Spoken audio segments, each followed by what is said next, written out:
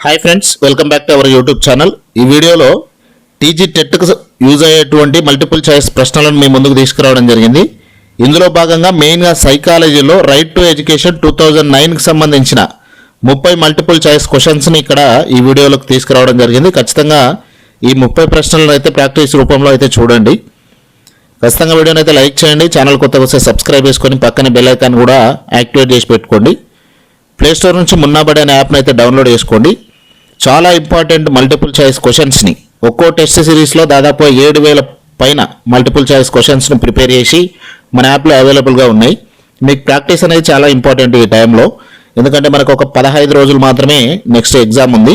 So ఆ 15 రోజులలో మనం చాలా ఇంపార్టెంట్ ప్రాక్టీస్ చేసుకోవడానికి మన యాప్లో అవైలబుల్గా ఉన్నాయి. ఖచ్చితంగా ప్రాక్టీస్ చేయండి. ఇంకో విషయం ఏంటంటే, ఇంతకుముందే దీనికి సంబంధించిన టెస్ట్ ఏది మనకు షెడ్యూల్ అయితే ఎగ్జామినేషన్ షెడ్యూల్ అయితే వచ్చింది. ఆ షెడ్యూల్ని కూడా ఒక వీడియో రూపంలో మన ఛానల్లో అప్లోడ్ చేసిన, ఒకసారి దాన్ని కూడా చూడండి. ఇందులో మొదటి ప్రశ్న, రైట్ టు ఎడ్యుకేషన్ యాక్ట్ ఏ సంవత్సరంలో అమల్లోకి వచ్చింది? 2008, 2009, 2010, 2011. తెలిసిన ప్రతి మిత్రుడు కూడా ఖచ్చితంగా కామెంట్ రూపంలో ఆన్సర్ని ఇవ్వండి.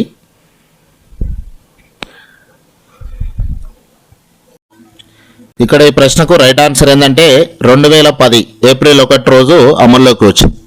రెండో ప్రశ్న, ఆర్టీఐ ప్రకారం పిల్లలకు విద్యా హక్కు ఏ ఆర్టికల్ ద్వారా హామీ ఇవ్వబడింది? Article 19, article 21, article 21A, article 45.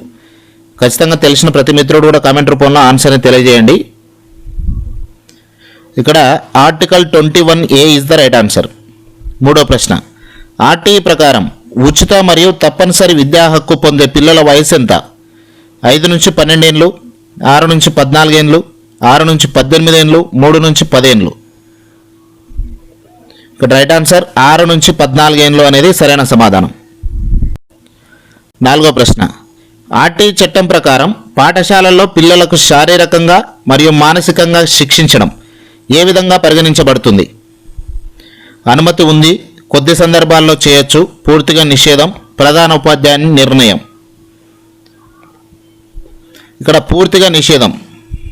ఐదో ప్రశ్న, ఆర్టీఐ ప్రకారం ప్రత్యేక కేటగిరీ పిల్లలకు ప్రైవేటు పాఠశాలలో సీట్ల రిజర్వేషన్ శాతం ఎంత?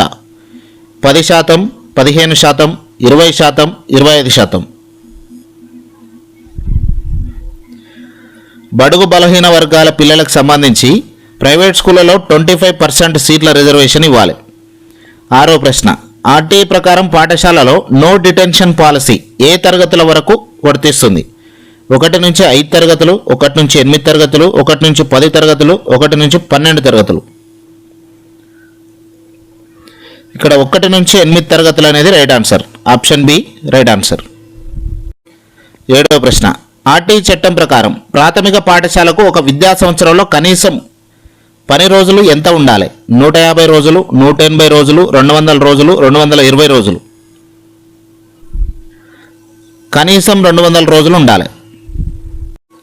ఎనిమిదో ప్రశ్న, ఆర్టీఐ ప్రకారం 1 నుంచి 5 తరగతులకు ఉపాధ్యాయుడు మరియు విద్యార్థుల నిష్పత్తి ఎంత ఉండాలి?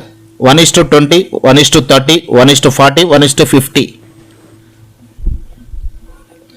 ఇక్కడ 1:30 అనేది ఇక్కడ రైట్ ఆన్సర్.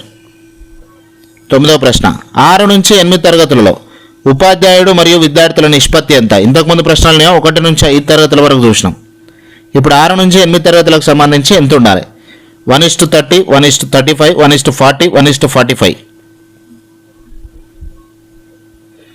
ఇక్కడ 1:35 అనేది రైట్ ఆన్సర్. 10వ ప్రశ్న, ఆర్టీఐ చట్టం ప్రకారం స్కూల్ మేనేజ్మెంట్ కమిటీ సభ్యుల్లో ఎక్కువ మంది ఏ వర్గానికి చెందిన వారై ఉండాలి?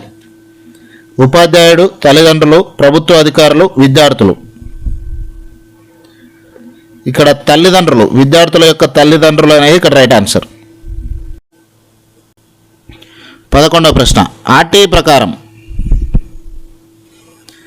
సన్నిహిత పాఠశాల భావన కింద ప్రాథమిక పాఠశాల విద్యార్థి ఇంటి నుంచి ఎంత దూరంలో ఉండాలి?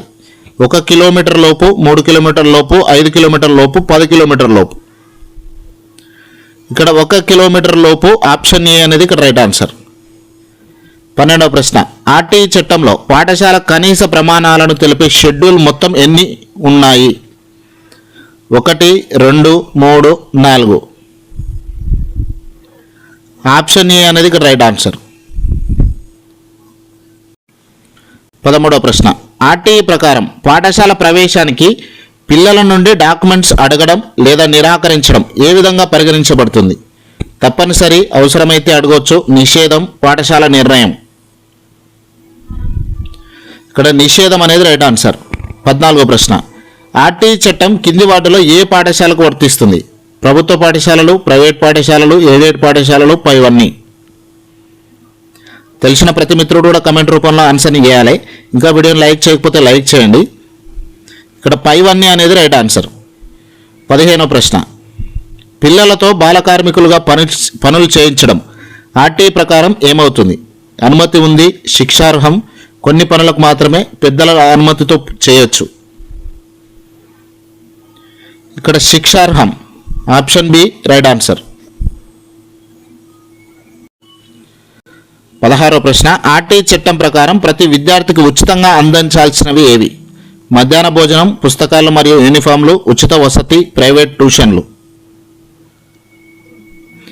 పుస్తకాలు మరియు యూనిఫామ్లు అనేది ఇక్కడ రైట్ ఆన్సర్. 17వ ప్రశ్న. ఆర్టీఈ చట్టం యొక్క అమలును పర్యవేక్షించే జాతీయ స్థాయి అత్యున్నత వ్యవస్థ ఏది? NCERT, NCTE, NCPCR, CBSE. ఇక్కడ రైట్ ఆన్సర్ ఏంటంటే ఎన్పిసిఆర్.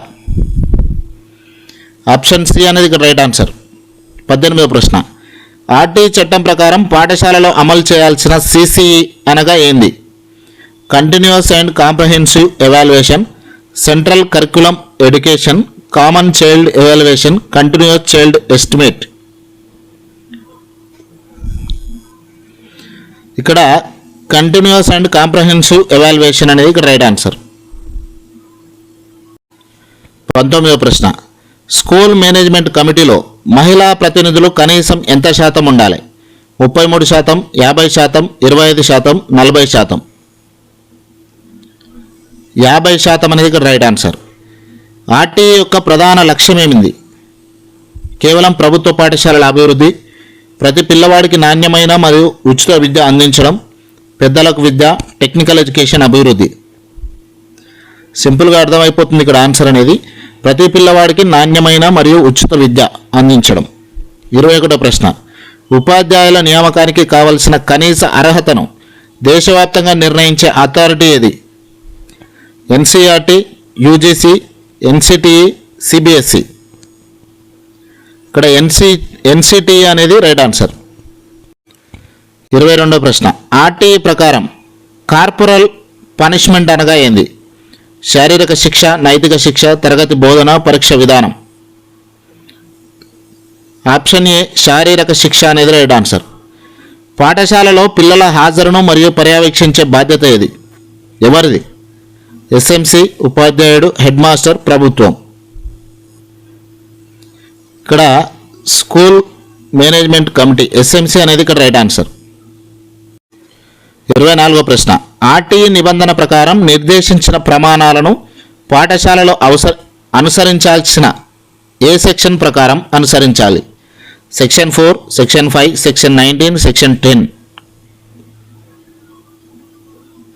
ఇక్కడ option C right answer. Section 19. పాఠశాలలకు గుర్తింపు ఇవ్వడం ఏ సెక్షన్లో ఉంది? Section 18, section 16, section 20, section 14. ఇక్కడ సెక్షన్ 18 ఆప్షన్ ఏ అనేది రైట్ ఆన్సర్. 26వ ప్రశ్న. పిల్లలను ప్రైవేట్ పాఠశాలలో చేర్చేటప్పుడు ఆర్టీఈ 25% ఛార్జీలను, ఫీజులను ఎవరు భరిస్తారు? ఎక్కువ ఫీజులు, తక్కువ ఫీజులు ప్రభుత్వం భరిస్తుంది, పాఠశాల భరిస్తుంది.